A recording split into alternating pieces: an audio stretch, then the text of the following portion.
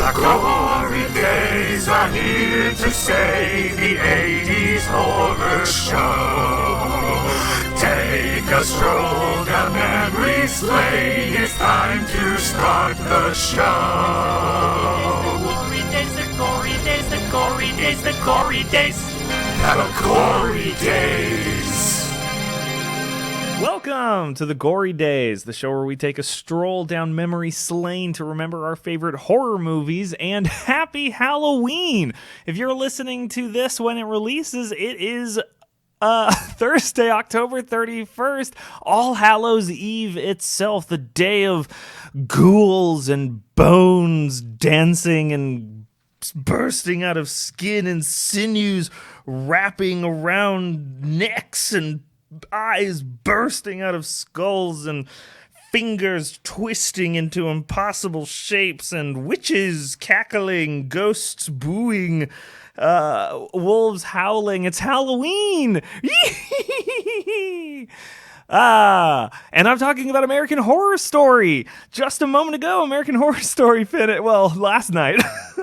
Just a moment ago for me, last night for all of you on this Halloween. American Horror Story episode 7, The Lady in White, happened just a moment ago. Oh my God, happened last night. Anyway, let's just get to it with my first segment. What the hell just happened? So, some huge revelations this episode, not just for the identity of the woman in white, whose first name we never get, but anyway, the first big thing we learn is that Benjamin Richter, aka Mr. Jingles, originally went to this camp in 1948. So not 1970, and also not 1984, although it is, 48, 84, that is interesting. But Camp Golden Star was what this place was originally called. Not Camp Redwood, but Camp Golden Star, where a very young Benjamin Richter and his brother, Bobby, were under the care of their mother, whose name we never learned, but is played by Lily Rabe. I recognize from past seasons of American Horror Story. I don't know which ones, because as listeners of the show know, I have not really watched any season of American Horror Story up until this season. So why does that make me an authority to talk about this? Because I say so, because I have a podcast about 80s horror movies. Anyway, Bobby dies, and he doesn't just die, he goes swimming without Benji, because he's watching the lifeguard get some head, big time, and his brother, Bobby, gets blended. He gets blended by a motorboat, and I was talking about this, I should have like an alarm or something for when this happens, just something that goes, ooga, child death, ooga. Because it happens so seldomly, but when it does, it hits hard for obvious reasons, but oh man, this kid is dead.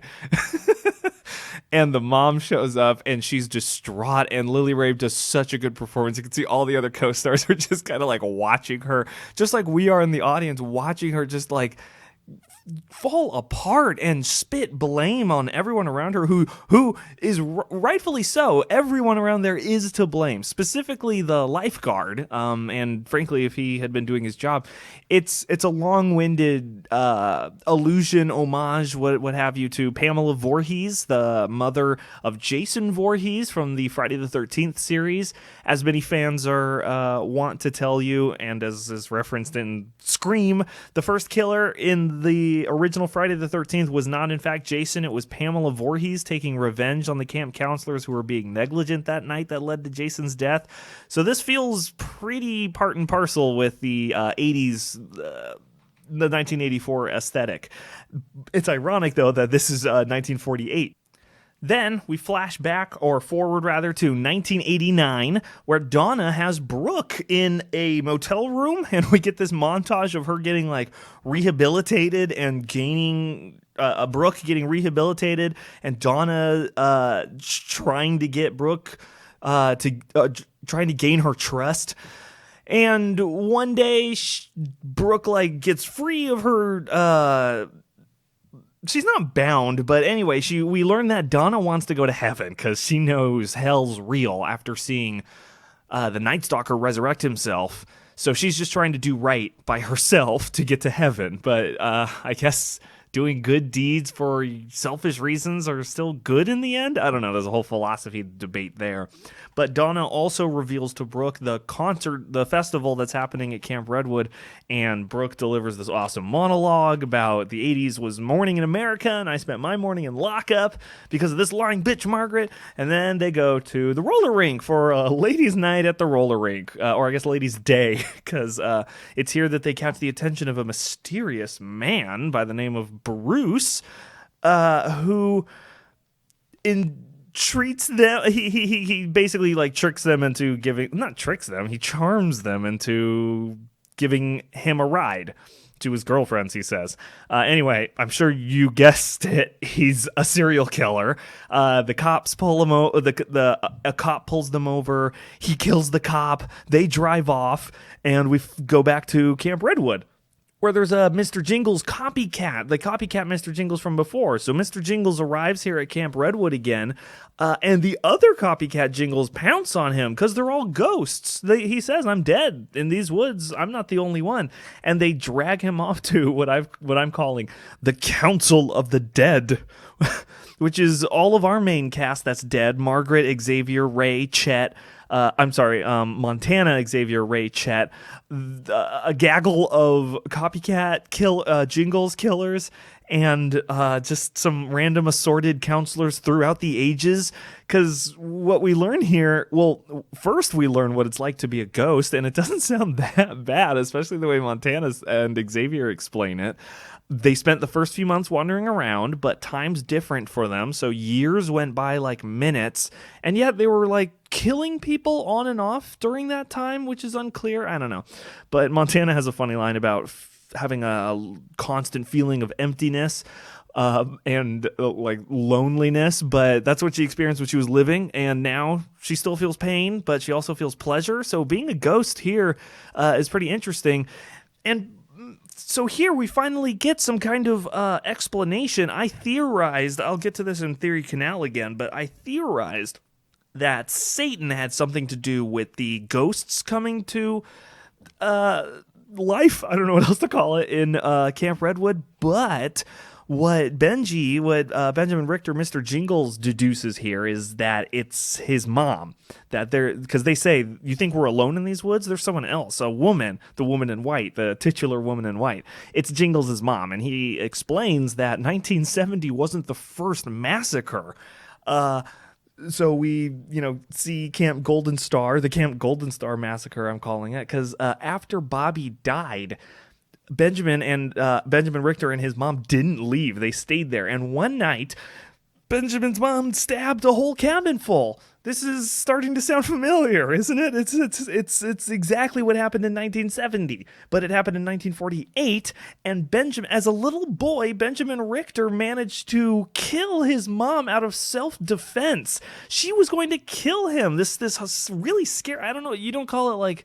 It's infanticide, I guess, even if they're not a kid or if they're not an infant. But yeah, she almost kills him. She wants to kill him, and he stabs her in self-defense, and her blood seeped into the ground with all of her pain and all of her rage. And that's what caused the curse, the blood curse of Camp Redwood, a.k.a. Camp Golden Star. And so that's our best answer for what's going on here. It seems like the show's setting it up and really leaning into it that this is the answer, that it's the blood curse of Camp Redwood is a result of the angry, painful, rage filled blood that seeped into the camp the night that Benji killed his mom in self-defense. We also learned that Montana's plan was to wait to not kill anybody until the festival, and then they would go nuts, and hopefully that would be enough press to bring all kinds of paranormal investigators and occult and things to... she thinks statistically someone will be able to figure out how to free us from this curse over however long it takes. We'll be here. It's not a bad idea, but now they have a better... I mean, they're probably still going to try that. It seems like they're leading up to an awesome finale where they're just slaughtering everybody at the festival. Looking forward to that for sure. but it feels like we have an actual answer for our curse, and maybe even a solution if we look closely enough. Like the show is hiding anything; it gives us everything like at face value. It's great in that way, and it's a show. So Xavier takes Mr. Jingles to where, I guess, her lair. Like, she has a little cabin set up because they're not ghosts. Like, they have to be somewhere. So it makes sense for her to set up a little cabin with knickknacks, and specifically like the little ball in a cup game that Bobby liked. And she's there. Of course she's there. And living Benjamin Richter talks with his ghost mom, and she's so mean to him. She's so mean. I mean, anyway, that's the most important thing right now. That's an important thing. The most important thing is that Benjamin's mom was on the campground since 1948 looking for her son, looking for Bobby, and hasn't found him. And she just floats around. And once, when Benji cut his thumb on accident back in, I think it was episode 4 or 5, making a bear totem for Margaret when they were younger in 1970, that blood attracted his mother's spirit to that moment, and her being an absolute monster. I mean, of course she's a monster. But she's bereaved. She's a grieving mother. Anyway, she whispered, as you do, into Margaret Booth's ear the night that Margaret Booth committed the 1970 slaughter in the name of Mr. Jingles. So think about that what you will. I'll tell you what I think about it later when I get to Mystery LLC, but that's a fact. Margaret Booth did not commit those murders of her own volition. She was pushed. Well, she says the girl was already wrong in the head. I just need to give her a little push. Wrong in the head. Oh boy, after Joker, we're still getting this kind of message going. But yeah, it was Mrs. Jingles. I think I'll start calling her. Mrs. Jingles is the one that poisoned Margaret Booth and turned her into a serial killer. She probably stood a chance. She probably could have got some, well, God, in that day and age, who knows if she could have got some mental health treatment, but it doesn't matter now. She's a lost cause. She's a serial killer. Think what you will about serial killers being rehabilitated back into society, notwithstanding. Anyway, we get some more dialogue proving further that she's an absolute monster, and, well, that she hates her son, at least. She hates her other son, and I feel like that's what's good about the writing is there's an argument to make that she deserves to feel, she deserves to be really unhappy, but obviously she has no right to ruin her other son's life, to act on that pain that she's holding on to, but obviously she's a ghost, so to hold her to mortal standards is already moot. Anyway, Donna and Brooke are on the road and they get rear-ended by Bruce. Bruce took the cop car from the cop that he killed and rear-ends them so hard. I thought that was a crazy moment. And he shoots the other driver that gets out and kidnaps them. He's tied Donna to the bumper of the car, and she's on the street a few feet or a yard back or a few yards back, distance, whatever. And he's telling her, you got two choices, hit the gas or I can shoot you in the face and drive it myself. And she outsmarts him.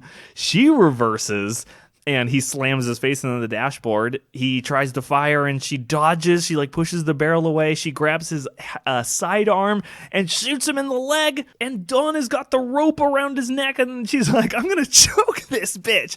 And he's like, and Brooke says, you don't want to do that. Trust me. Well, we can't let him get away with this. And she said, who said anything about that? Then we cut back to Margaret Booth and Trevor. This is the only time they're in this episode. And Margaret Booth, there's kind of like a loose... There's kind of like a throwaway line of, we don't have enough food or water for people. And she says, I'll just give them a slice of white bread and a glass of water or something. And how people are paying $1,000 a head, but there's no food or water. It rings very familiar of a fire festival. But Trevor sees Montana, who vanishes. because she's a ghost and she can do that. So he follows her entranced, and in the tall grass, they meet and they kiss, and they're reunited again. Because I guess what does he say? He says, "I don't care. I forgot what I was missing until I saw you." Good for Trevor. He deserves to be happy. He deserves to get whatever he wants. He did nothing wrong. We cut back to Donna and Brooke. They've tied up Bruce and cut off his thumbs in a crib. Such a good visual effect of those thumbs getting cut off. Oh, man. But they leave him there. They leave him tied up. And I would say they leave him for dead, but come on. I recognize the actor, but with that damn mustache, it's hard for me to place him, and I can't quite place who that is.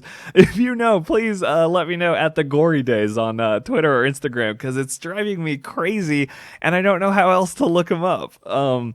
But they leave him there for dead, and he's definitely going to come back, but Brooke and Donna, they basically decide, okay, no, we're going to see this together to the end. So they're off on their way to the festival at Camp Redwood. We go to the Camp Redwood backstage, where earlier the bus that obscured the vision of Montana from Trevor was a tour bus for Kasha Gugu, the band that had the one-hit wonder, literally one of these one-hit wonder bands. There's so many in the soundtrack for this season that did the song Too Shy, which I'd heard the song. I'm familiar, like, if you heard it, but I definitely did not recognize Kasha Gugu. And I think that's kind of the joke, is that, like, oh, I mean, Billy Idol's obviously the headliner, but it was the Night Stalker said it earlier, like, these other ones are chumps. Billy Idol's the only name on here that's recognized. So, shots fired at Kasha Gugu Estate, or if he's still alive, I guess. I don't want to assume he's no longer with us. But it's pretty funny. They imply that he signed a deal with the devil, assumedly to become an amazing, like, singer sensation. He also did the theme song to Never Ending Story, for those of you, another 80s property. He's the one that did Never Ending Story. Ah. Yeah, that was him. And as I said, Too Shy. The Night Stalker shows up and tells him, when you sign a deal with the devil, you better read the fine print. And he slits his throat. And he kills the entire bus. The Night Stalker kills the whole bus of, like, his band and his roadies and his manager and everybody. Everybody's dead. And poor Courtney, Margaret Booth's assistant, is the one that finds them and screams. He's so funny. And then the final scene is at the lake. Benji's sitting on the dock thinking about Bobby, and he reveals, well, earlier he revealed that he had a son. Here he reveals that he named his son after Bobby. And that, like, moves Mrs. Jingles so much that it's really weird. Something about it makes me not want to trust her even still. But first she says, you should go home, be with your son. And it's like, oh, wow, okay. You went from, you're going to torture me for eternity, to go home and be with your son because I named him Bobby. I mean, it's nice. It just feels like that's a whole episode's worth of development that they do in 4 lines in 2 scenes. But she kneels down next to him and explains, you made a deal with the devil and the Night Stalker's here to collect. If you die by his hand, he'll make sure you don't come back. But if you die by your own, you'll come back forever. If you really want to protect your son, you'll do what has to be done. And she blinks out of there. And he says, Bobby, I know you're out there. If you can hear me, I'm sorry. And I won't curse you, son, the way. I won't curse my son the way. Wait, what did I write here? And I won't curse my son the way I cursed you. That's what I wrote down, but that can't be it. Anyway, he stabs himself, and it's one of those TV stabs where it's done in the gut, and he keels over, and he's dead, like, within, like, seconds. And I guess the ghost process is instantaneous, because then, poof, he's a ghost, and he pulls the knife out of himself and cut to black. And that's the episode of American Horror Story last night. The woman in white who turned out to be Mrs. Jingles. So, of course, I'm going to move on to my next category.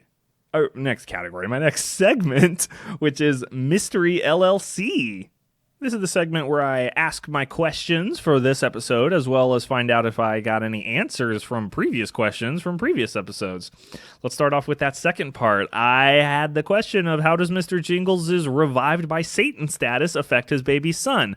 That's not really applicable, because apparently Mr. Jingles' revived by Satan status is not a badge that you wear. It's not a status. It's you're alive or you're dead. Whether Satan brought you back or not, and whether you're like tethered to him is kind of just like on the honor system. So when I thought that he was somehow intrinsically tied to Satan's bidding by being brought back to life by the Night Stalker's hand, that wasn't the truth. In fact, or that wasn't necessarily the case. Instead, he can just be alive and live a full, happy life, even if Satan brought his soul back from the dead.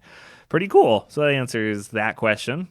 I had another question of how many total ghosts are at Camp Redwood, and I have a feeling. I mean, we've seen more in the Council of the Dead, but that can't be enough. If people have been turning into ghosts since the first blood curse in 1948, now we're saying, I was thinking there would be a ton of ghosts when I thought the massacre happened in 1970. Now you're slapping 20 years worth of potential deaths that happened in that time. There's gotta be more ghosts. I'm really looking forward to this finale with all the ghosts running around killing everybody. It's gonna be amazing. We didn't get any more info on the Night Stalker's girlfriend, or what do you call them? The jail. There was a show about him, about women, or about people who had like mega crushes on the incarcerated. I can't remember, but she's one of them. We didn't get any more info on her, and we didn't get any more info on what Donna was doing these last 5 years. Maybe I don't think we will at this point. It seems like we're moving on. Now then, I don't have too many questions. It's that part of the show where they're starting to answer more questions than raise them, because we're down to the last, I think, 2 more episodes, or maybe 1 episode. Is next week the finale? I think next week might be the finale. This might be the penultimate episode. That said, 2 of my questions revolve around this new character, Bruce. Number 1, is Bruce a real-life serial killer like the Night Stalker is? I guess it's kind of a weird question. It would have to be taking place in this time period, and it would have to be in this area wherever Donna and Brooke are traveling. It would have to be in that window in real life too. I tried looking up. I mean, there's hitchhiking murderers all over the place. If you want to murder somebody, hitchhiking is a lucrative place to start. That said, if you want to die, hitchhiking is also a good place to start. Hitchhiking is incredibly dangerous. People are not interesting enough. There is no interesting person. There's no amount of experience one could gain to warrant hitchhiking, in my opinion. It's dead. It's a death wish. You are guaranteeing death. And so in this scenario, when the hitchhiker is the killer, that's when you can't trust anybody. Don't hitchhike. Anyone can be the killer. Everyone is the killer. It's Schrodinger's cat. Until they don't kill you, they could be a killer. And that could take as long as them dying. Like, for all I know, oh God, I don't want to joke about it, but for all I know, my parents are killers. And until I watch them, until I'm like, okay, all right, they're gone. They were wonderful. They were definitely not killers. They sure didn't kill me right up until the last moment. Otherwise, anyone you know could be a killer. I'm joking. Please. Do not take that seriously. No one you know is a killer. You're totally safe. The people that love you are not going to hurt you. But happy Halloween. Number 2, why didn't Brooke and Donna just kill Bruce? Brooke's done it before. I don't think Donna has, but we're obviously going to see Bruce come back. And maybe he'll just get like eviscerated in more ways. That would be fun. But I just kept sitting there. I was like, why don't they just kill her? Why didn't she just let Donna choke him out? But obviously they want to bring him back. He's too big a name. He's too big an actor. He's got those steely blue eyes. I wish I could remember his name. And then my third question isn't so much a question about what happened, but why it happened. Why did they take Margaret Booth's agency away with Mrs. Jingles, aka the woman in white? Margaret Booth, as I don't know what word to use, but as spiritual? No, that's not it. Because she's nuts. It's a bad thing to throw around, the idea that like crazy people are always serial killers or always murderers. But the writers made it true in this context that Margaret Booth is crazy. She's nuts. She's criminally insane. She is clinically and criminally insane. And that was interesting enough. But now to know that she's been whispered into as a vehicle to get at Benji's son, it feels too late. Once again, it feels too late. It feels too late to introduce a brand new character and try to tie all of the show's reasoning to a different character and their family that we never knew until this episode. But it shines light on everything else. It's like I don't know. In a movie, I'd have to imagine. I mean, things are set up. In the setup, you can have twists and reveals later, but ideally, like, all your characters have been introduced within the first act. You're not introducing a new, completely unheard of, or at least referenced in the first act. There was no reference of a brother of Mr. Jingles or of a mother or anything. There's no reward. It's just like 8 curtains. There's 8 curtains, and they pull one curtain, and you go, oh, it's another curtain. But what's going to be behind that? It could be anything. And they pull it, and it's like, oh, another curtain. But the mystery thickens. For now, what lies behind yet beyond another curtain? And until you realize they pull the last curtain, and it's a different colored curtain. And it was about that different colored curtain all along.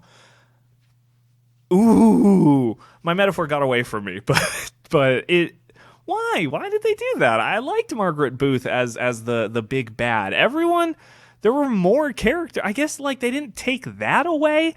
The camp counselors still hate Margaret Booth for killing them in the first place, but now there's a big bad. Like if they lift the blood curse of Mrs. Jingles before they kill Margaret Booth, then the problems are solved. And who knows, maybe even Margaret Booth's psychosis goes away when the curse is lifted. I have no idea how these things work.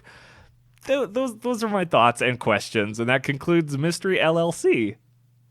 Now I get to move on to Screaming Themies. So let's run through some of the themes that have been going on throughout the previous episodes as well as this episode, but let's also talk about some of the new ones that haven't raised their ugly faces until this episode. We've seen the theme of guilt. We've seen redemption. We've seen revenge, just like in this episode with Mrs. Jingles vowing revenge on any counselors that dare step foot into Camp Redwood to punish them for the death of her boy. Revenge! We've seen the theme of promises, which is a form of revenge. It feels like the other side of the coin that is revenge. We've seen the theme of nature versus nurture, and whether or not one is born evil and a lost cause, or if one is made evil by their circumstances. We can look at Mrs. Jingles here. There's a camp that could say she was born evil. She seemed to hate Benji before Bobby died at his negligence. So that's pretty evil to start. Then you could just as easily say that she became evil after Bobby died, and she had no recourse but to go insane with grief without support. Maybe it's 1948. There was absolutely no hope for anybody with mental illness. No such thing as just talking it out and feeling it and really grieving, maybe with a group if that's what you need. She was doomed. She was doomed the moment she saw that bloodied tarp. We've seen the theme of greed. We've seen the theme of debt, both monetary and metaphorical. And we've seen the theme of immortality. But now we've seen the theme of legacy. Bruce, much like the Night Stalker, wants to be bigger than Bundy. He wants to be immortal in a way that their name is never forgotten. In the only kind of tangible immortality us mortals are have access to within our reach is immortality beyond our time, so that we are forever remembered. This Bruce feller wants to be remembered bigger than Bundy. Bundy, of course, is one that, God, is like getting movies and TV shows made of him. It's disgusting when they do that. Why are we glorifying? It's pulp, and it always will be. In Legacy, we also see all the ghosts. I'm going to toot my horn for this one. In a way, all the ghosts in Camp Redwood are children of Mrs. Jingles. Sit on that for a little bit. All the ghosts are children of Mrs. Jingles. Let me unpack that. Mrs. Jingles, that's Mr. Jingles' mother. I don't know if that, of course that's obvious, had a son that she loved very, very, very much, and she lost that son. And also, there was Benji, her other son. When she lost him, she went nuts, and she killed people. And little does she know that every person she killed lives on forever. I mean, in a way, as a ghost. Kind of like, well, after she died, everyone she killed lived on as a ghost. None of the counselors she initially killed in 1948 live on as ghosts. They were just too late, just under the wire. But when I say children, I mean more of a metaphorical child, in that they are reborn, quote unquote, from their mortal coil, from their earthly form, into these spirits that can live on forever and apparently get gored open. Like Montana says something about, like, don't make me slice you open again to Ray. Yeah, because they still experience pain, they still experience pleasure. Ray was able to have sex with Brooke to completion. So in a way, yes, Mrs. Jingles is dooming them to a fate worse than death, and she is rebirthing them into a new form of existence. One could say in a poetic sense that they are her children. I just wanted to throw that out there in case any articles hadn't already been written about it, but I'm sure they have. How do people do that? How do people have articles written and posted, like, as soon as the episode airs? Do they just have, like, Mad Libs fill in the blanks for anything that happens, and they just have paragraphs that are pre-written and ready to go, and they just hover their mouse over the post or publish button? I have no idea how these things happen, but I'm trying to get them as fast as I can, and I record them as soon as I watch them and then post them so that they come out at midnight just because I like to. But man, these people are quick, and a lot of times they call out things that I had called out, which makes me feel good. But another theme that we get here is the theme of, I call it family matters. The child death, the revenge mass murder, the matricide, the infanticide, all of this family elements, which on paper are supposed to be universally relatable, that everyone has a mother or a motherly figure in their life, that when I say your mother, you think of your mother. When you think or when I say the mother walks in, you're picturing like a version of your mother, whether you like it or not. And the same goes for father, siblings, brothers. It's a thing that's commonly done in screenwriting, is to make the relationships universal in that way. But here, it's so toxic and so mean and so evil that it feels like cartoonish sometimes with how mean and how spiteful she's being from us having just met her this episode. It's like she always hated him, I guess, so it's just like boiling over. Whatever. Let's get to my favorite quote. I got 2 runner-ups, but my winner is a big winner. I'm sure you can guess it. My first runner-up is, "You want to be liked? Do you?"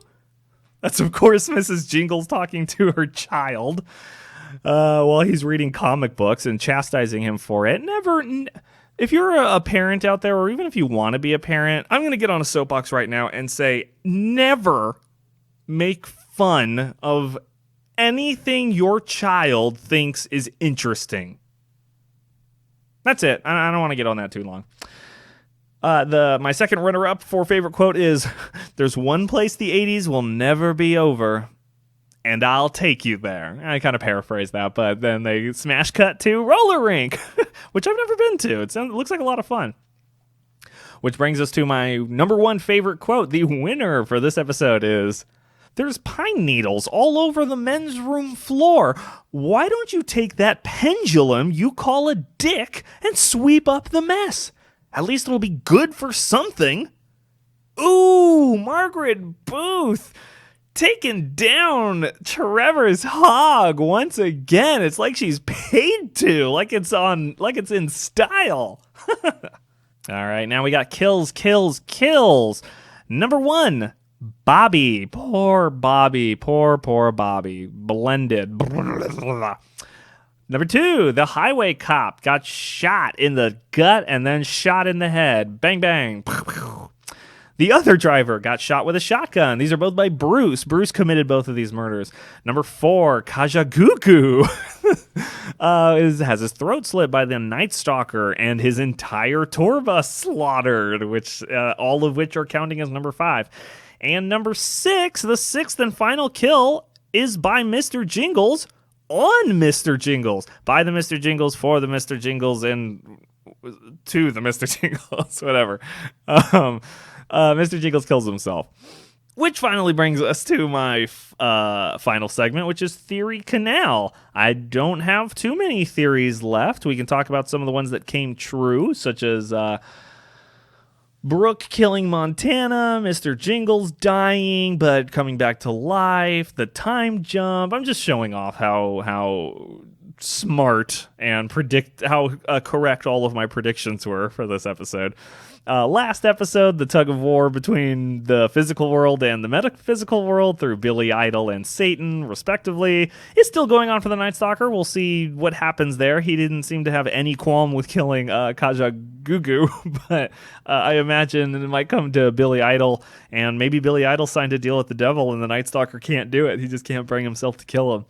There's a theory. Still haven't learned the identity of Margaret Booth's mystery dead husband benefactor and whether or not she killed him to get all of his riches. And no one's really taken a shot at Margaret Booth yet, even though she's at the camp now and she's been there for a while. Montana's the one that says we got to wait until the festival so that it's a big spectacle, lots of press, so that we can eventually move on or come back to life or whatever's going to happen. Anyway, I have 2 theories. My first theory is that we haven't seen the last of Bruce. I think that's obvious, like I said before. And my second and final theory is that Bobby's return will lift the curse. And I think that's pretty obvious, too. I'm not trying to reach out of my comfort zone here. I'm trying to... the show's wrapping up. How many more theories could I have? I think one of the final things that'll happen is that Bobby will somehow appear, probably in all white, and will come to his mother, and they'll both move on together, and then all the other ghosts will get to move on, and Brooke, I think Brooke will live. I think the Night Stalker, that'd be cool if it was the Night Stalker and Brooke were the only ones left at the end of all of this madness, and she finally kills him and takes it all back, and she goes to prison at the end. That'd be fun. But I want her to live, too. I want her to be happy. She's been through so much her whole life. She deserves to be happy finally. And that's it. That's American Horror Story episode 7. If I'm right, I think next week will be the series finale. So thanks for spending your Halloween. Thanks for spending some time with us here on the Gory Days. And whether you're going out trick-or-treating or you're staying at home and watching scary movies, or you're going to a fancy party, or you're going to a bar, or you're going to an unfancy party, or you're going to the gym, or you're going to the moon, hope you have a very, very happy Halloween out there from the Gory Days to you. Tell us what you think of American Horror Story. Tell us what you think of this episode or last episode or any of the movies we talk about or I talk about at the Gory Days on Instagram and Twitter. And you can email me at thegorydayspodcast@gmail.com. That's 3+ ways to get in contact. Otherwise, until next time, happy Halloween and stay scary out there. The Gory Days.